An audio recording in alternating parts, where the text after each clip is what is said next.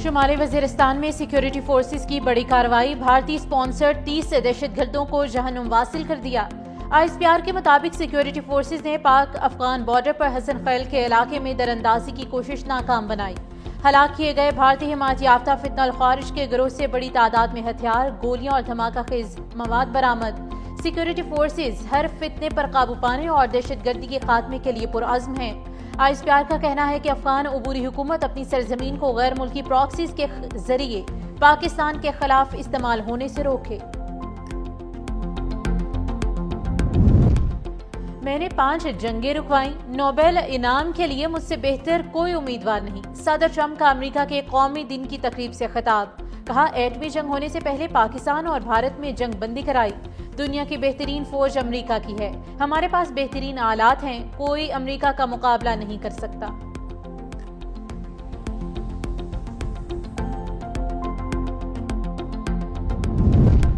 वज़ीर आज़म शहबाज शरीफ ECO सरबराह इजलास में शिरकत के लिए शोशा कारा बाग पहुँच गए। फजोली हवाई अड्डे पर आज़रबाईजान के वज़ीर सकाफत आदिल करमली और आला हुकाम ने वज़ीर आज़म का पुरतपाक इस्तकबाल किया। शहबाज शरीफ की रुकन ममालिक से तिजारत, ट्रांसपोर्ट और तवानाई के शोबों में ताउन पर बात होगी। वज़ीर आज़म इलाकाई और आलमी उमूर पर पाकिस्तान का नुक्ता नज़र पेश करेंगे।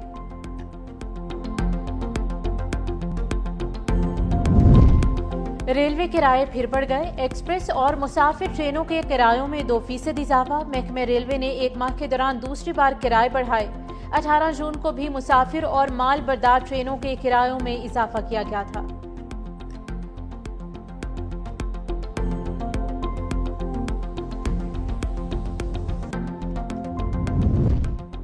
कराची में 8वीं मुहर्रम का जुलूस कुछ देर बाद निश्तर पार्क से बरामद होगा। जुलूस के रास्ते में आने वाली तमाम मार्केटों और दुकानों को सील कर दिया गया। पुलिस की भारी नफरी तायुनात, शहर भर में दफा 144 नाफिज। योम आशूर तक 3 रोज के लिए मोटरसाइकिल की डबल सवारी पर पाबंदी। जुलूसों वाले इलाकों में मोबाइल सर्विस मुअत्तल रहेगी।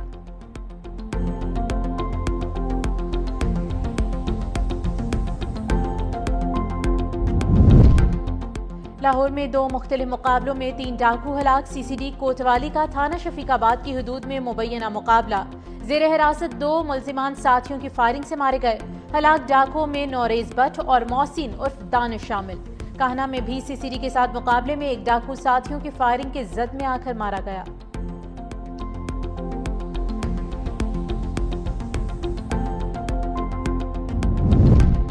मुल्क के बेशतर इलाकों में आज बादल बरसने का इम्कान। सिंध, जनूबी बलोचिस्तान, बालाई KP, जनूबी पंजाब और कश्मीर में बारिश मुतवक्के। इस्लामाबाद में तेज हवाओं और गरज चमक के साथ बारिश का इम्कान। पेशावर, एबटाबाद, दीर, सवात, मालाकन, शांगला, बडग्राम और नौशहरा में बारिश का इम्कान। मरी, गलियात, रावलपिंडी, जेहलुम, अटक, गुजरात, सियालकोट, लाहौर, कसूर, शेखुपुरा और बहावल नगर में भी बादल बरसेंगे।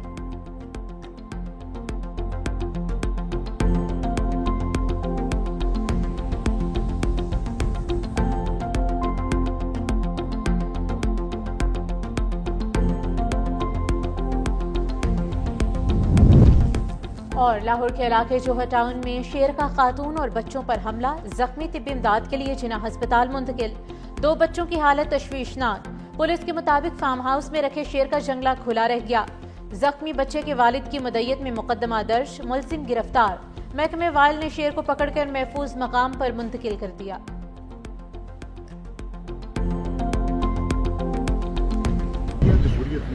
अगर आप उसके अंदर वल्गैरिटी लाते हैं तो ये जमहूरियत दुश्मनी है। और फिर ये कहते हैं कि ये 45-47 का झगड़ा, टोटल 37 पिटिशन है तुम्हारी और उसमें से 12 तुम्हारे खिलाफ हैं। अगर आपको इतराज़ है तो माता है इसमें बैठे ना।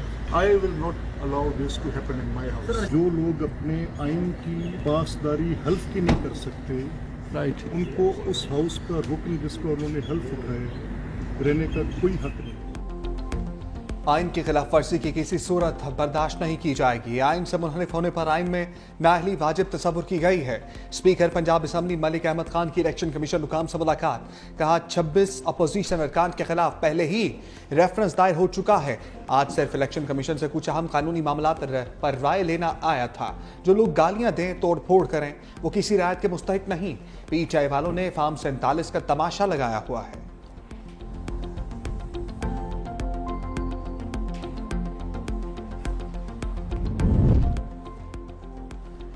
पीटीआई का मुनहरिफ अरकान के खिलाफ रेफरेंस भेजने का फैसला। पीटीआई के रहनुमा असद कैसर ने कहा कि जिन 4 अरकान ने 26वीं आईनी तरमीम में वोट दिया उनके खिलाफ सिफारिशात मुरतब की हैं।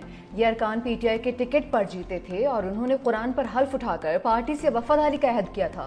जल्द रेफरेंस स्पीकर को भेजा जाएगा, देखते हैं वो क्या कार्रवाई करते हैं। मुनहरिफ अरकान में चौधरी उस्मान अली, मुबारक ज़ेब, औरंगजेब खिच्ची और ज़ुहूर कुरैशी शामिल हैं।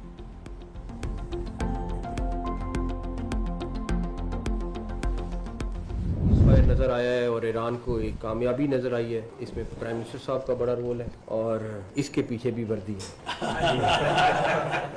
भारत ने एक बेस के ऊपर तकरीबन 11 के करीब मिसाइल फायर की। आप यकीन करें, एक भी मिसाइल किसी जहाज़ को या किसी को नुकसान, कोई बेस के आगे गिरा, कोई बेस के पीछे गिरा, कोई बेस के साइड। आर्मी चीफ उस वक्त बिल्कुल सॉलिड खड़े हुए थे, कोई उनको परेशानी नहीं थी और बिल्कुल क्लैरिटी के साथ थे कि इन्होंने हमारे पे हमला किया तो ये उससे 4 गुना ज़्यादा भुगतेंगे और उन्होंने भुगता। ईरान इसराइल सीज फायर के पीछे भी वर्दी है। जंगबंदी में वज़ीर आज़म शहबाज शरीफ का अहम किरदार था। वफाकी वज़ीर दाखिला मोहसिन नकवी के उलमा कराम के साथ प्रेस कॉन्फ्रेंस। वफाकी वज़ीर ने कहा, भारत के खिलाफ जंग में अल्लाह की गैबी मदद पाकिस्तान के साथ थी। भारत ने हमारी एक एयरबेस पर 9 से 11 मिसाइल फायर किए, लेकिन कुछ मिसाइल बेस से पहले और कुछ आगे जाकर गिरे। किसी मिसाइल से पाकिस्तान के किसी जहाज या एयरबेस को नुकसान नहीं पहुंचा। आर्मी चीफ सीना तान कर खड़े थे, उन्हें कोई परेशानी नहीं थी। जब पाकिस्तान ने जवाबी हमला किया, हमारे तमाम मिसाइल निशाने पर लगे। पाकिस्तान ने भारत में किसी भी जगह शहरी आबादी को निशाना नहीं बनाया। वफाकी वज़ीर ने मुहर्रमुल हराम में मजहबी हम आहंगी की जरूरत पर जोर भी दिया।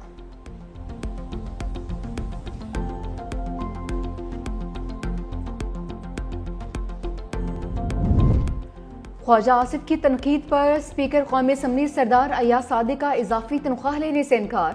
वज़ीर आज़म के नाम खत भी लिख दिया। स्पीकर ऑफिस ज़राए के मुताबिक सरदार अय्याज सादिक ने लिखा, मेरा तनख्वाह से कोई ताल्लुक है, ना ही दिलचस्पी है। तनख्वाह बढ़ाने का फैसला वज़ीर आज़म और वफाकी काबीना का इख्तियार है। बेशक मेरी तनख्वाह ना बढ़ाएं, मेरा कोई मुतालबा नहीं है। अय्याज सादिक ने ख्वाजा आसिफ के इल्ज़ामात का जवाब देने से भी गुरेज किया। स्पीकर की तनख्वाह में इजाफे के मुतालिक हतमी फैसला अब वज़ीर आज़म करेंगे।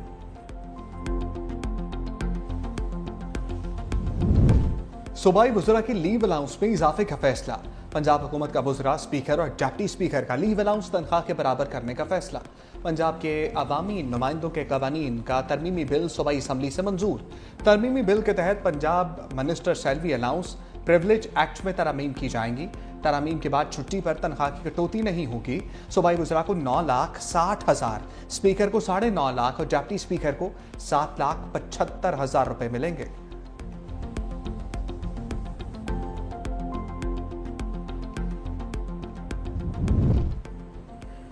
हुकूमत ने कौमी बचत स्कीमों पर शरह मुनाफा में मजीद कमी कर दी। डिफेंस सेविंग सर्टिफिकेट्स पर मुनाफे की शरह 15 बेसिस पॉइंट्स कम करके 11.76% कर दी गई। स्पेशल सेविंग सर्टिफिकेट्स पर मुनाफे की शरह में 30 बेसिस की नुमाया कमी, मुनाफे की शरह 10.6% पर आ गई। इस्लामिक सेविंग अकाउंट में मुनाफे की शरह कमी के बाद 9.75% कर दी। शादा फैमिली वेलफेयर अकाउंट पर मुनाफा 24, जबकि रेगुलर इनकम सर्टिफिकेट पर मुनाफा 20 बेसिस पॉइंट्स कम कर दिया गया है। नून लीग के सीनियर रहनुमाओं का पीटीआई को एहतजाजी सियासत छोड़कर मुज़ाकरात का मशवरा। वज़ीर दिफा ख्वाजा आसिफ ने कहा कि चाहते हैं पीटीआई से मुज़ाकरात में खुलकर तमाम बातें हों। सियासी जमातों में इत्तफाक़ राय से तमाम बातें तय होती हैं।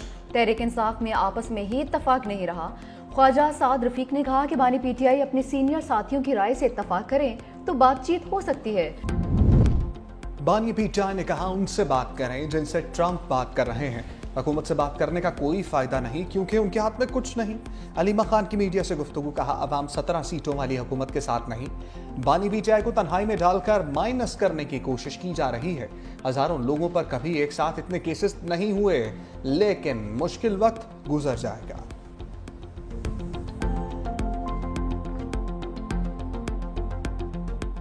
आज भी पीटीआई के बानी जेल में है, पीटीआई की सियासत की वजह से जेल में। वो खुद अपने दुश्मन है। अली अहमद गुंडापुर को या पीटीआई को अपोजिशन की जरूरत नहीं है, वो खुद अपनी अपोजिशन खुद है। जमात इस्लामी की हमेशा यही एक पॉलिटिक्स रही है कि जमात इस्लामी ने कभी जिंदगी में जो है वो कोई काम नहीं किया सिवाय तनकीद के, मुजाहरों के और मसलों के। 93,118 टीचर्स को अभी भर्ती किया है। पाकिस्तान की हिस्ट्री में सबसे बड़े में बड़ी भर्ती हुई है कि 93,000 लोगों को एक साथ भर्ती किया गया है। बानी पीटीआई अपनी पार्टी की वजह से जेल में है। अली अमीन गंडलापुर को किसी ऑपोजिशन की जरूरत नहीं, तहरीक इंसाफ वाले खुद अपने दुश्मन हैं। सीनियर वजीर सिंध शजील इनाम मेमन की मीडिया से गुफ्तगू, कहा सियासी मुखालिफिन ने इल्जामात लगाने के अलावा कुछ नहीं किया।